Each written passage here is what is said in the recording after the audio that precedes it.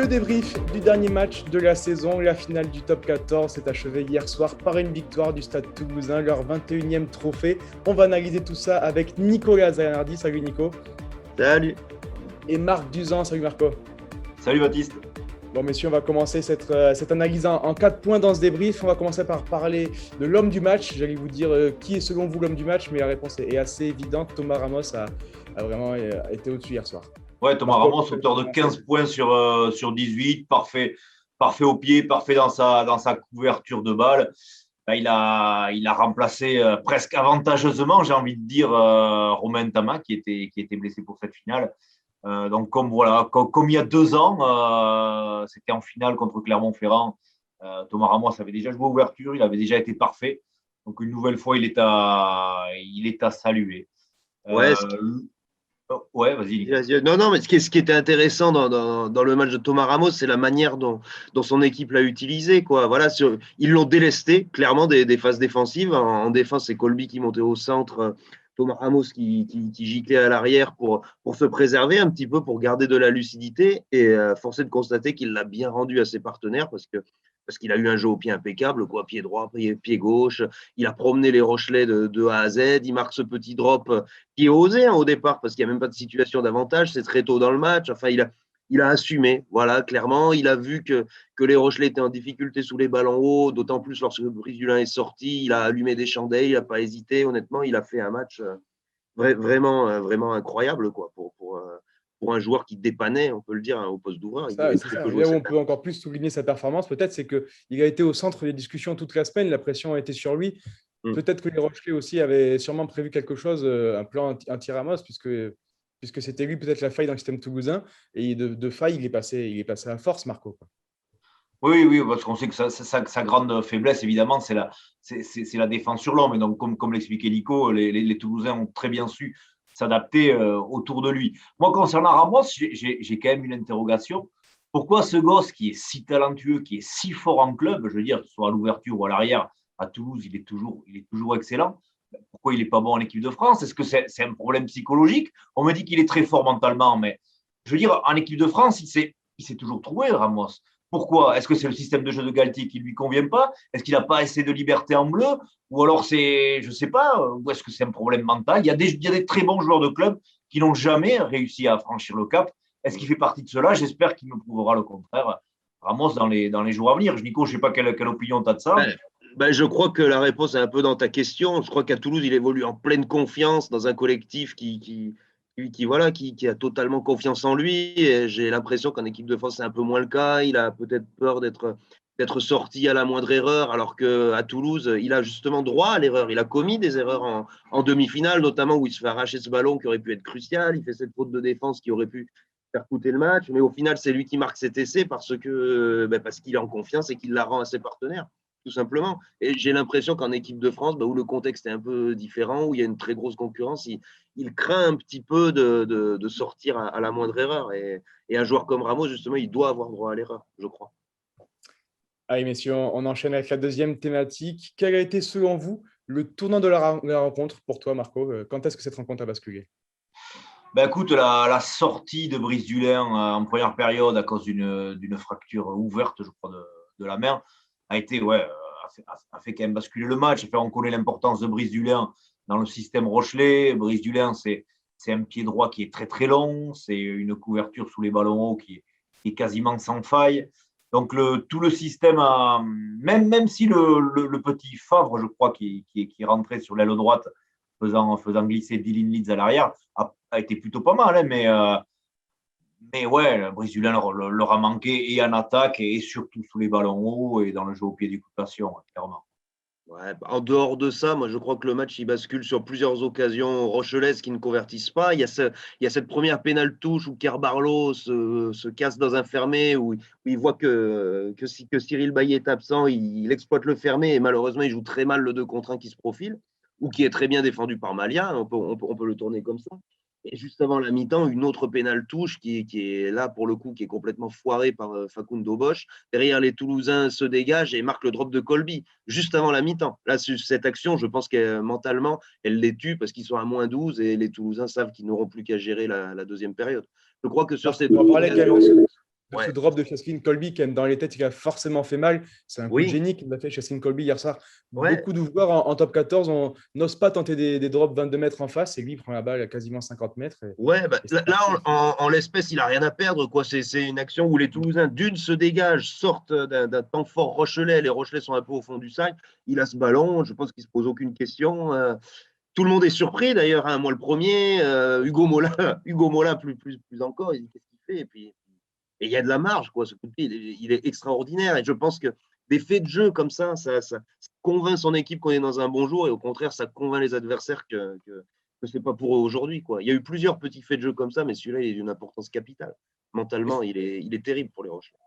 Est-ce qu'ils sont vraiment surpris? Je ne sais pas, parce que Clément Poitrenaud disait après le match qu'ils ont beaucoup travaillé les drop goals pendant la préparation à la finale. Et à l'échauffement, Chelsea Colby a demandé 5 ballons à Clément Poitrenaud. Il les a toutes tapées en drop et il en a réussi une sur 5. Donc, Voilà. il n'est Et pas il vraiment réussit la porteur deuxième d'espoir, partie. mais bon. Mais si on enchaîne, on continue avec du coup la troisième question. Selon vous, comment les Toulousains ont pris le dessus sur les Rochelais? Comment ils les ont étouffés? Nicolas, quel était le plan de jeu des Toulousains? Comment ils ont réussi à prendre le dessus? Tout simplement, ils ont pris les Rochelais sur leurs points forts. Les points forts de la Rochelle, c'est quoi? C'est l'occupation du terrain, c'est les ballons portés et c'est la mêlée. Dans l'occupation du terrain, les Toulousains ont dominé parce que Dulin sort, parce que Ramos était dans un très grand jour et Antoine Dupont aussi, hein, on l'oublie un petit peu, mais il a trouvé quelques touches fabuleuses.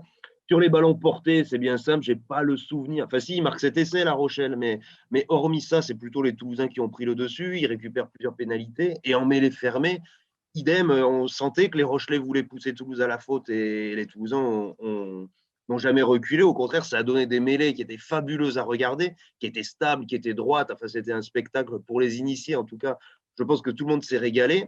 Et au final, La Rochelle n'a pu exprimer aucun de ses points forts. Et à partir du moment où, dans une finale, où on est dans un mauvais jour, où on est un petit peu pris par l'enjeu, par la pression, si on ne peut pas s'exprimer sur ses points forts, on est cuit. Et là, La Rochelle, malheureusement pour eux, n'avait aucune solution sur cette finale. C'est vrai que quand on parle de Toulouse, notamment au fil du premier titre en 2018, on avait beaucoup salué le panache, le talent de cette ligne de trois quarts, mais c'est qu'une infime partie de ce système toulousain. Toulouse, c'est une équipe tout-terrain et c'est avant tout un énorme paquet d'avant, quoi. Museler le pack de La Rochelle comme ils l'ont fait hier, quand tu vois ce qu'avait fait La Rochelle contre le Racing, bon, c'est un balèze le Racing quand même devant. Ben, c'est monstrueux de la part des avants toulousains. Donc, ouais, chapeau à eux, ils les ont vraiment concassés devant.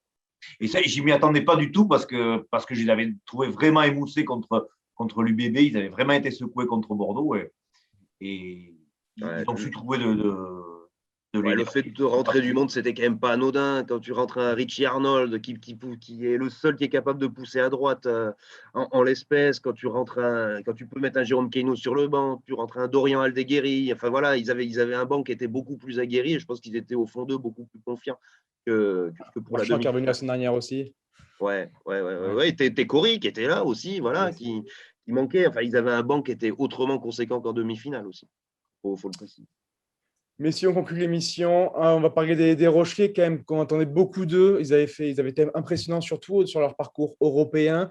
Parmi les Rochelais, lesquels vous ont déçu hier soir, Marco? Est-ce qu'il y a des individualités en particulier dont tu attendais plus d'eux?